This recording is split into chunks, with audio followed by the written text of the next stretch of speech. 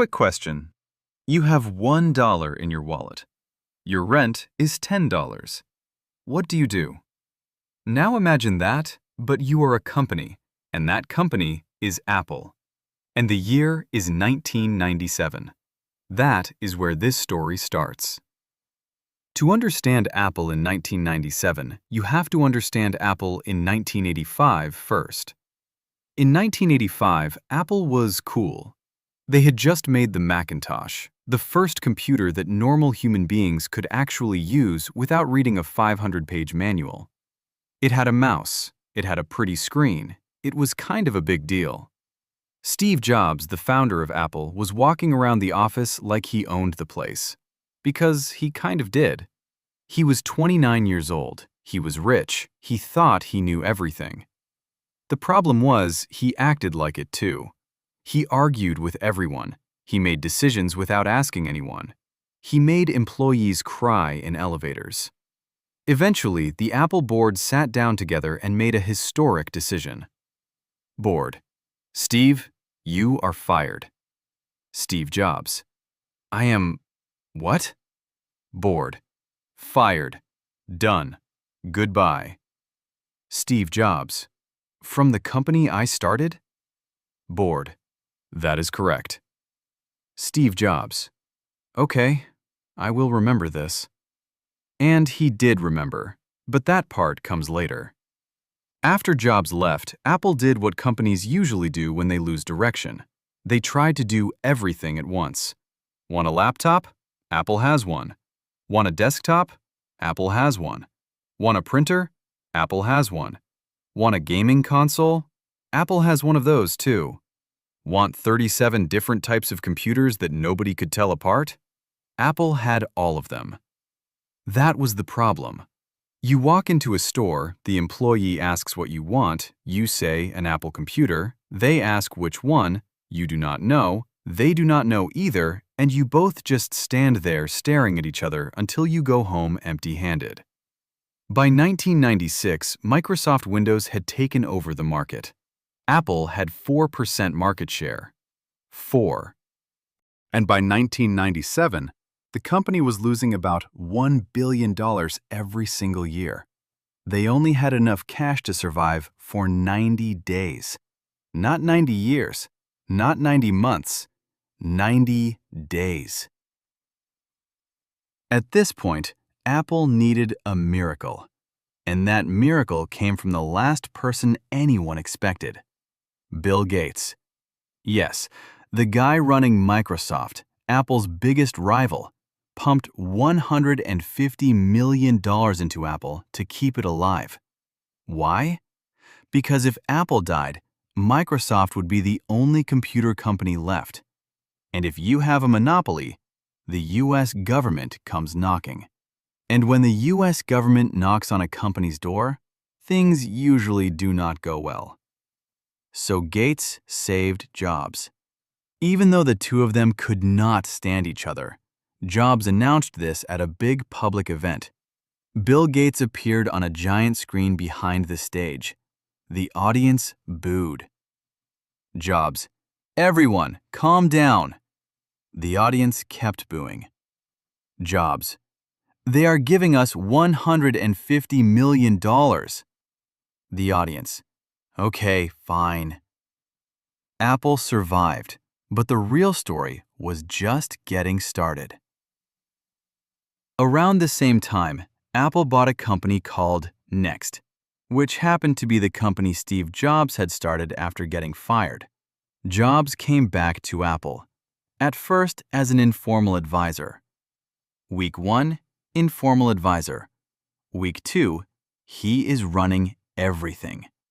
Month 3, he is the CEO. The board: wait, we said he was just an advisor. Jobs: yes, I advised that I should be CEO. The first thing Jobs did when he came back was draw a simple grid on a whiteboard. 4 boxes, 4 products.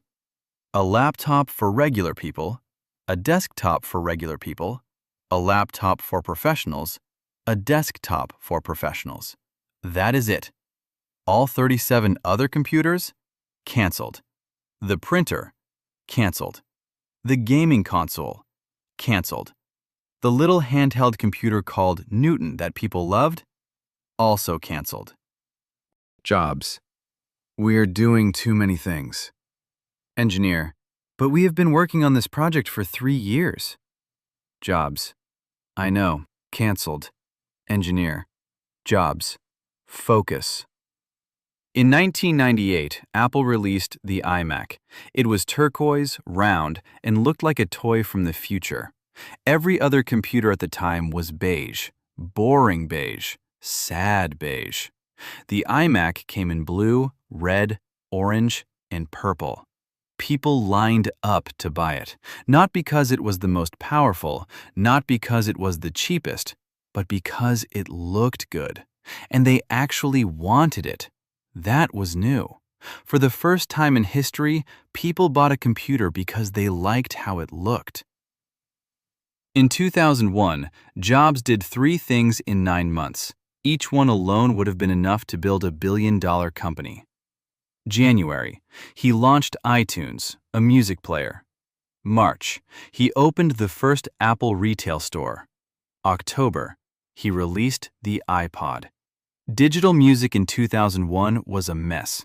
A website called Napster was helping millions of people download music for free.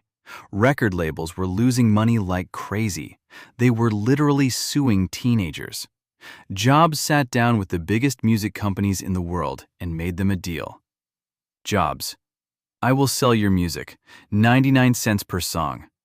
Record labels. That is too cheap. We will lose money. Jobs. You are already losing money. Kids are taking your music for free. Record labels. That is a fair point. Jobs. And you have no other option. Record labels. Also true. In the first week, the iTunes Music Store sold 1 million songs. Apple had done something nobody else could do. They got people to pay for something they were already getting for free, just by making it simpler and easier than stealing. January 9th, 2007. This is the most important day in this entire story. Jobs walked onto the Macworld stage. Black turtleneck, blue jeans, New Balance sneakers. He said, "Today I want to introduce 3 revolutionary products. First, an iPod with a touchscreen. The crowd cheered. Second, a revolutionary phone. The crowd cheered louder. Third, a breakthrough internet device. The crowd went wild."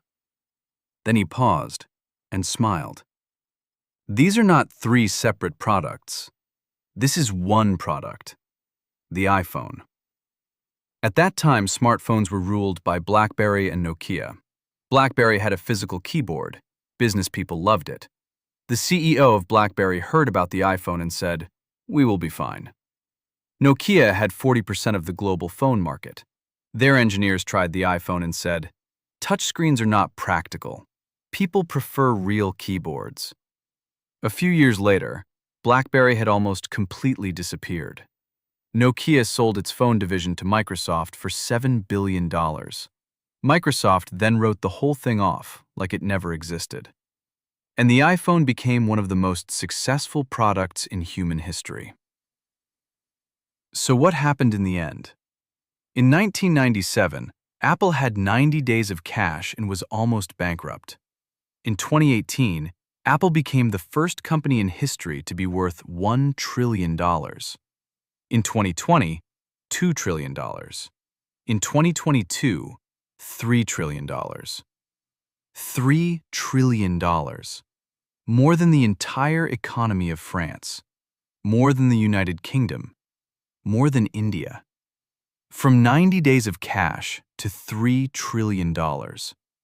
In the history of modern business, no comeback story comes anywhere close to this one. A lot of people, and a lot of experts, declared Apple dead in 1997. They were right about the numbers, right about the situation, right about everything they could see. But they were wrong about one thing. They did not account for someone coming back, looking at the whole mess, and instead of panicking, asking one simple question. What do we actually want to make? Not more things, better things. Apple did not save itself by launching more products. They saved themselves by cutting almost everything. And maybe that is the most valuable lesson from a $3 trillion company. Sometimes the answer is not to do more. Sometimes the answer is to be brave enough to do less.